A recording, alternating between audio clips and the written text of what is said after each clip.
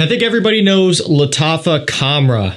This one is a major hype beast from a very big clone brand. Ever since this one first came out, it's been highly coveted. And because of the demand of this one, you know, this is the type of thing that isn't really consistently available, at least for a reasonable price. You know, you might be able to go to some other websites, eBay, and buy it for $50, $60, $70 consistently. But the normal going price for this one is about $35 and below. I've seen this one on clearance for, I think, like $26, $28. And so it's definitely the more standard price for this one, and that's what I would kind of hold out for.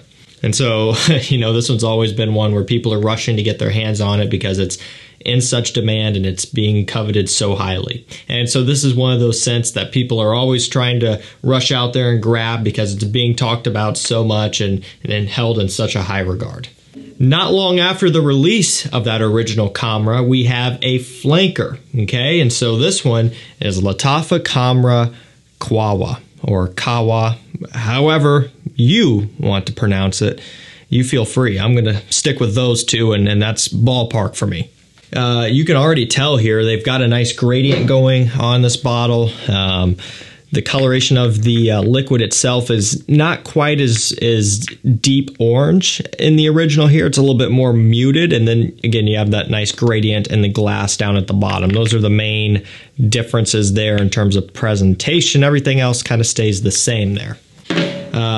It's the scent where you really start to see some pretty big differences between the two, and so that's what we're going to focus on today. I'm going to go ahead and break this one down, tell you how it smells, how it performs, how it compares to the original, and potentially any other fragrances on the market, because after all, this is a clone brand, and Khamrah itself has been considered a clone, so we'll get into all of that. And I will make you aware that this one is available for purchase right now. So if you hit the link down below, you'll be able to pick it up for a great price. Again, it is still new, and it's currently going to be a little bit more expensive than normal Khamrah. That's just kind of how it goes when we're talking newer releases, especially ones that are in high demand right now. Also, my mailing list, texting list got first crack at this one. I notified them first before this video went out. So if you want to be the first to know about stuff like this restocking, sign up down below. When this one first dropped, it sold out quick. And so I would imagine the same thing's going to happen here because people are going to be wanting to buy this stuff up. All right, let's go ahead and dive into it. The scent, you know, what does it smell like? Now, if you're familiar with the original, when you apply this one for the first time, you can't miss it. You know right away that it's a Khamrah flanker. Smells pretty similar. Even if you were blindfolded, you would have no problem figuring that out. One thing you'll notice off the opening, though, pretty much instantaneously, is the addition of this phenomenal roasted coffee accord. It's like this roasted coffee beans with a little bit of this almost kind of chestnut smell. It almost like espresso is how it comes across.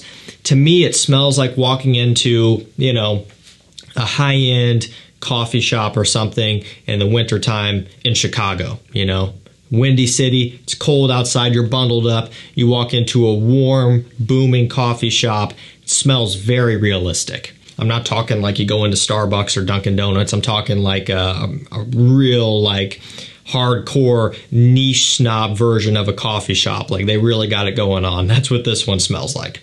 And I've got to say, it's impressive, the opening. And I will say this as well. For me, the opening is by far my favorite part. It is so good, to the point where I could just keep smelling the opening, you know, over and over.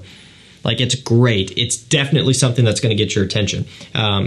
And you still get that sweetness and that heavy richness from the original Khamrah, just with a little twist here.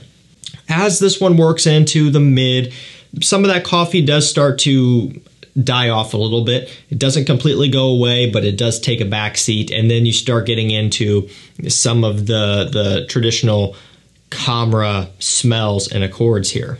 There are a few differences, most notably when you start getting into the mid of this one, of the new flanker here, it kind of takes a turn and almost ever so slightly freshens up a little bit. It loses somewhat of that kind of overwhelmingly syrupy sweetness that Khamrah maintains from opening to dry down. And speaking of dry down, as this one progresses into the dry down, the coffee accord stays about the same. It's not at the forefront, but it's also not undetectable either. It's kind of more balanced out. And again, still sweet, you know, still getting the praline, still getting the vanilla, the tonka, you know, all of that stuff. It's just, it kind of lacks that kind of, I don't know, just again, to use the term syrupy, overwhelmingly sweetness. It doesn't have as much of that going on. And that's one of the main, I guess, kind of drawbacks to the original for a lot of people, is just that it's simply overwhelming. And it is, you know, I can totally see where people are coming from. I don't look at that statement there as like, you know, dragging the scent and hating on it. Like, it truly is next level. And for people who aren't into that sort of thing, this could kind of, you know, surprise you. Like, you would be shocked on just how much this one is. Like, there's a lot going on here. And we're getting more and more accustomed to that as time goes on. You take a look at most of the new designer releases, you know, a lot of them are trending in that sweeter direction. We're getting further and further away from the masculine, woody, pine needles, aromatic fougere, green, earthy style men's scents, and we're just going in the opposite direction, getting sweeter and sweeter as the years pass. For me, I'm okay with that, or at least in the sense that I like how they smell. I also like to, you know, kind of wear some of those older style scents, and I would also like for designer brands to kind of, you know, strike a balance and give us some of that too, but it just depends on what you're after. Let's take a look at the full note breakdown here. A few changes, not a ton though. Up top we have cinnamon, cardamom, and ginger. Compared to the original, they have cinnamon, nutmeg, and bergamot up top, so a little bit of a difference there. Up next we have praline, candied fruits, and white flowers in the mid, versus in the original Khamrah we have praline, dates, tuberose, and I gotta get it to load again, another floral that I've never even really heard of, mahonial. Okay, not familiar with that one. So again, minor differences. And finally in the base, we've got tonka bean, vanilla, coffee, benzoin, and musk. Versus in the original Khamrah, we have vanilla, tonka bean, benzoin, amberwood, myrrh, and akigala wood. So again, for the most part, all in all, they're very similar, just a few minor differences. So kind of breaking into that further, in the mid, candied fruits, instead of dates, I think that is part of where they get things right with this new flanker. The dates is adding to that syrupiness and gives it a little bit of a different, almost slightly Middle Eastern smell. That note is used pretty heavily in Dolce & Gabbana, the one Luminous Night, and that's an exclusive edition that kind of goes in that direction as well, just with how that note is used. I'm not comparing those two, but just saying it gives it more of a unique feel that's not for everybody. The white flowers definitely freshens this one up, but again, it just goes back to getting away from some of that syrupy sweetness like we've talked about. And also I think that the roasted coffee in here really helps this one to kind of balance things out a little bit. It just gives you something else to smell versus just a bunch of sweet notes and that's it, no balance. Now, smelling this one on my skin, I sprayed this well before I started shooting the video here just to have a reference to the dry down instead of just the opening the whole time. And still, what I said earlier is still accurate here. You get some of the coffee, still get the Khamrah DNA.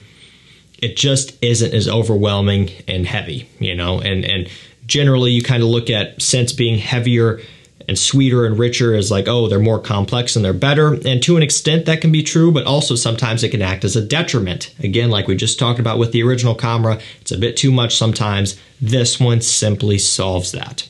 And so if you were to take this video and shorten it up into, you know, something that is just in a couple sentences, you could describe this one as a more wearable, less overwhelmingly sweet version of Khamrah with a nice little roasted coffee twist off the opening especially, which really gives it character and stands out. And again, going back to that opening, I know I'm obsessing over it, but I really love it and I think it is incredible. This can put some of my other coveted coffee scents run for their money. Like, it really, off the opening, it is just absolutely next level. I'm not going to spend much more time on it because I'm going on and on about it, but it is fantastic, really good. Now let's touch on performance here really quickly. The general consensus for the original is that it's beast mode, and I can attest to that as well. The original Khamrah, it's strong stuff, and you would expect it to be given just how it comes across, right? Generally, scents in that style are going to do well. That one's no exception. This one is also no exception. It's another strong one, especially at this price point. They're getting 10 plus hours of longevity. I find projection to be more in the middle. It's not necessarily a room filler. It's not a skin scent either. It's kind of just in the middle there.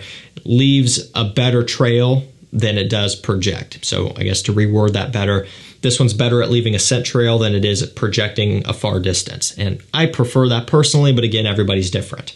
And I would actually say that the original Khamrah does a bit of a better job at getting that distance out there. And this one is a little bit more reserved slightly. So again, kind of going along with the personality and the character of this one, just being a little bit more refined and honestly a little bit more grown up and premium smelling. Alrighty guys, that's where I'm going to leave it. The brand new Lattafa Khamrah. Hopefully you guys end up checking this one out. If you're a fan of the original, you're going to like this just because why not? Why wouldn't you? If you already like that original at its extreme level, then this is going to be great. And it's one of those things where if you're someone who didn't like the original, there's a pretty good chance that you might really get along with this one. So it's at least worth trying out. I'll link it down below. And again, I encourage you guys to jump on my mailing list and texting list at the link and number down below. Again, they're getting first dibs anytime stuff like this restocks, and generally it sells quick. Rare stuff like Armani Coat Absolute and any other discontinued fragrances that you can think of coming in stock, I notify about that as well. So make sure you jump on there. Thank you so much for watching. Stay safe, stay healthy. We'll see you tomorrow with another one. Take care.